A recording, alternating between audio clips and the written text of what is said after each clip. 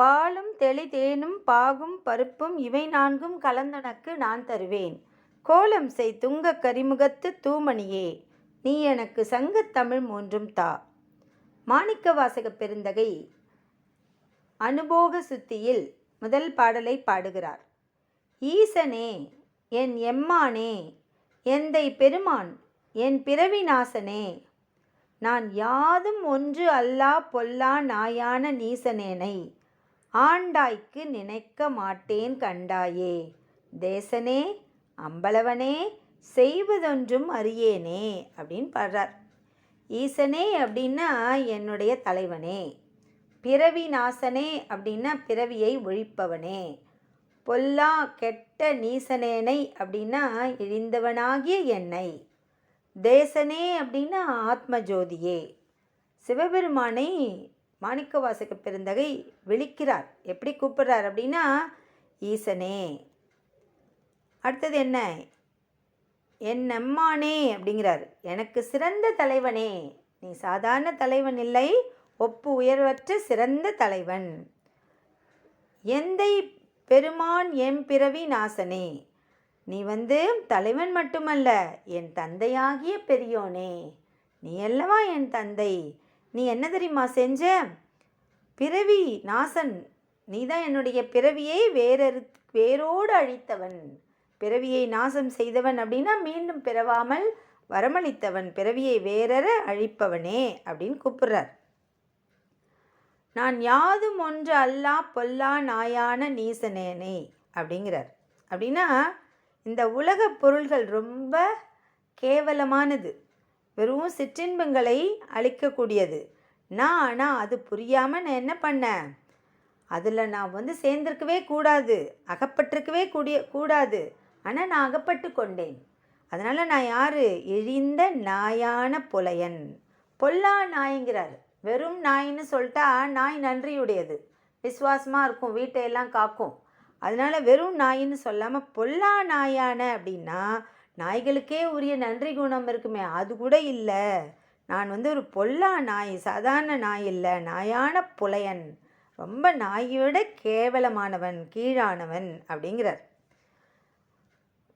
நீ தேசனே அம்பலவனே அப்படின்னா திரும்பவும் விழிக்கிறார் சுவாமியை பார்த்து. நீ என்ன பண்ண? என்னையும் ஆட்கொண்டு அருளினாய்.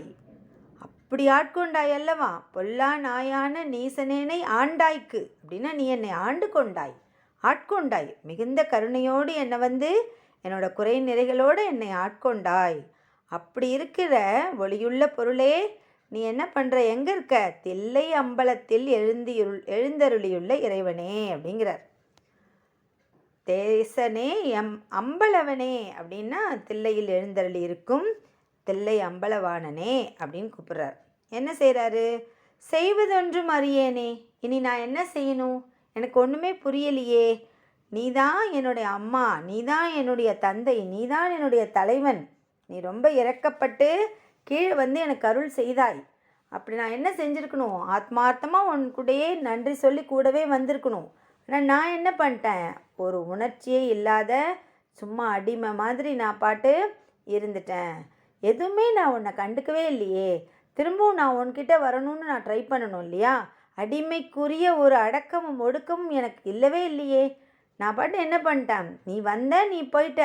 அப்புறம்தான் எனக்கு தெரியுது எப்படிப்பட்ட பெரும் செல்வத்தை இறைவன் நமக்கு அளித்தார், தந்தையாக இருந்தார். சிவபெருமானே, நீ என்னை பார்த்து பார்த்து எனக்கு கொடுத்த.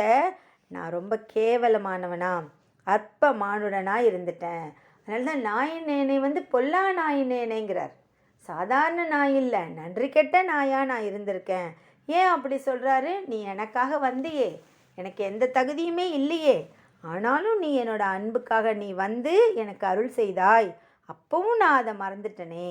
அப்படின்னா என்ன அர்த்தம்? எனக்கு எப்படி தெரியுது? நீ அப்படி விட்டுட்டன்னா இடையறாத வெள்ளம் போல தொடர்ந்து வருமே பிறவி கடன், சக்கரம் போல் மேலும் கீழும் மாறி மாறி வந்துக்கிட்டே இருக்குமே. நான் திரும்ப திரும்ப இங்கே பிறக்கணுமே. அப்படி எனக்கு பிறப்பு வேண்டாம், எனக்கு பிறவி பிணியை நீக்குவாய் அப்படின்னு நான் சொன்னால் மாயை, கண்மம், மலம் இதிலெல்லாம் நான் சேரக்கூடாதே. இந்த மாதிரியான குணங்கள்லாம் இல்லாமல் நான் மனப்பூர்வமாக உன்னையே ஆத்மார்த்தமாக ப்ரே பண்ணணுமே. அப்படி பண்ணாதானே நீ எனக்கு அருள்பாலிப்பாய். ஆனால் நான் அதை செய்யலை. அதனால தான் பிறவி நாசனே அப்படின்னா பிறவியை வேரோடு அறுக்கக்கூடிய நாதனே, நீ அப்படி தானே செய்வ. ஆனால் எனக்கு அது மாதிரி செய்யலையே. என்னுடைய உயிர் இன்னும் திரும்ப இந்த உடம்புல மாட்டிக்கிட்டு வந்துக்கிட்டே இருக்கே. அப்போனா நான் என்ன செய்ய முடியும்? நீ இல்லைன்னா நான் என்ன ஆனேன்? எனக்கு நன்றி உணர்வே இல்லை. நான் அவரை நினச்சி பார்க்கவே இல்லை. அதனால் நான் எப்படிப்பட்டவன் ஆயிட்டேன்? நீசனானேன். நான் ரொம்ப அற்ப பதராயிட்டேன் அப்படின்னு சொல்லிட்டு என்ன சொல்கிறாரு? நீ ஒன்றல் யாதும் ஒன்றெல்லாம் பொல்லா நாயான நீசனேனை ஆண்டாய்க்கு. நீ எனக்கு ஆண்டாய்.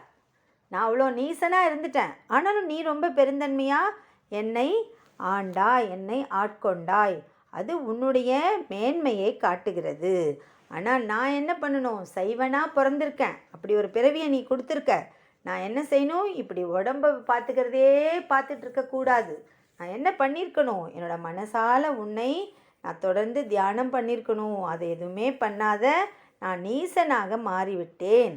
இந்த நாயகனின் சேவடியை தானே சிந்தையில் வச்சுருந்துருக்கணும்.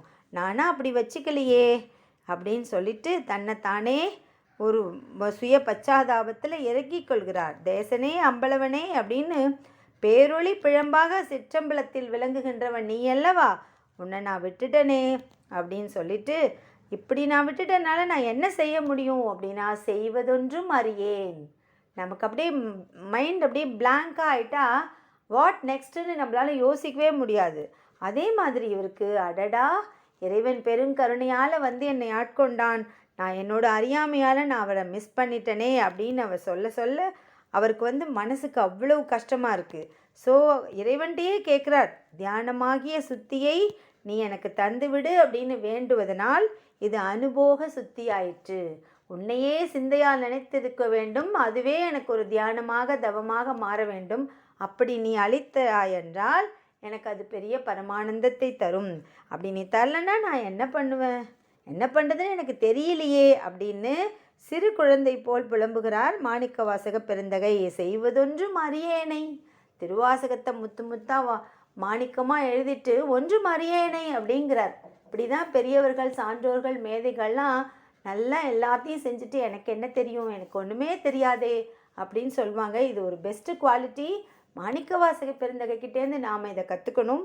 அவர் இறைவனை வேண்டுவது போல் நாமும் நெக்குருகி நெகிழ்ந்து மகிழ்ந்து இறைவனை நம்ம ஒரு அர்ப்பணிப்போடு சரணாகதி அடைந்தால் இறைவனின் பேரருள் நமக்கும் கிடைக்கும். பிறவி பிணியிலிருந்து நம்மையும் காப்பான். திருச்சிற்றம்பலம், திருச்சிற்றம்பலம், திருச்சிற்றம்பலம்.